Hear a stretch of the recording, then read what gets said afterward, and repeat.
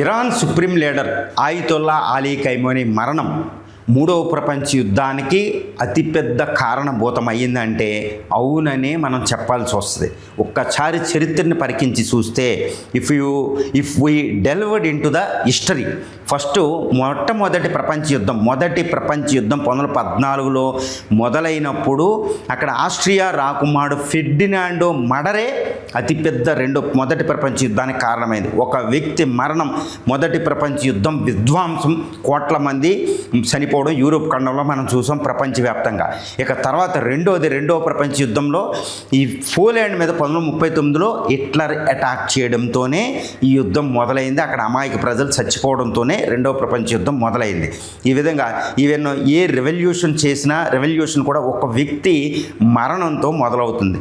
ఇప్పుడు ఆయితొల్లా అలీ ఖైమనీ మరణం ఇరాన్లో మూడవ ప్రపంచ యుద్ధానికి కారణభూతం అవ్వబోతుంది అనే దాంట్లో ఎటువంటి సందేహం ఎవరికి అవసరం లేదు.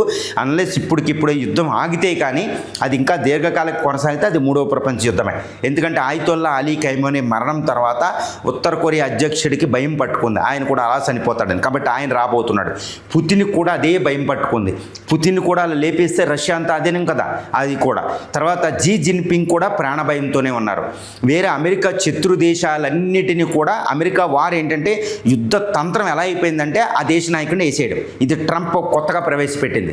కానీ అక్కడ వెనుజులా నికోలస్ మధ్యలోని చంపేస్తే సరిపోద్ది అనుకుంది. కానీ ఇక్కడికి వచ్చి అనవసరంగా ఖైమనీని కెలికింది. ఖైమనీ అంటే ఒక వ్యవస్థ, ఒక ఇస్లామిక్ మత మౌఢ్యం అనేది అక్కడ ఉంటుంది. టెర్రరిస్ట్ ఆర్గనైజేషన్స్ అనేది ఆ మత మౌఢ్యం మీద ఆధారపడి ఉన్నాయి. వాటన్నిటికీ ఒక మూలమైన ఒక ఆయితొల్లా అలీ ఖైమనీ అయితే సుప్రీం లీడర్, ప్రెసిడెంట్ కాదండి ఇరాన్కి, ప్రెసిడెంట్ పెజాస్కియాన్. ఆయన సుప్రీం లీడర్ అంటే మత పెద్ద కూడా. ఆయన్ని చంపేయడం ఈరోజు ట్రంప్ చేసిన అతిపెద్ద పని. కాబట్టి ఆయితొల్లా అలీ ఖైమనీ మరణం తర్వాత ఇస్లామిక్ ఫోర్సెస్లన్నీ ఏకమవుతున్నాయి. 200 కోట్ల మంది ముస్లిమ్స్ ఏకమవుతున్నారు. ఈరోజు ఇరాన్ ఒంటరి కాదు, మొత్తం ఇస్లామిక్ కంట్రీస్ అన్ని ఏకమయ్యి ఒక క్రూసేడ్ని తలపిస్తుంది. ఒకప్పుడు 1291లో సలాదిన్ను ఇలాగే ఇస్లామిక్ ఫోర్సెస్ని ఏకం చేసి క్రిస్టియన్ ఫోర్సెస్ని ఓడించారు. ఇప్పుడు ఖైమనీ మరణం క్రూసేడ్ని బయటకు తెస్తుంది. ట్రంప్ చేసిన పెద్ద పని అనేది, పాపం అనేది కూడా మనకు అర్థమవుతుంది. కాబట్టి ఆయితొల్లా అలీ ఖైమనీ మరణం చరిత్రపరంగా చూస్తే మూడవ ప్రపంచ యుద్ధానికి అతిపెద్ద కారణహేతువు అయ్యిందని మనం ఈజీగా చెప్పొచ్చు.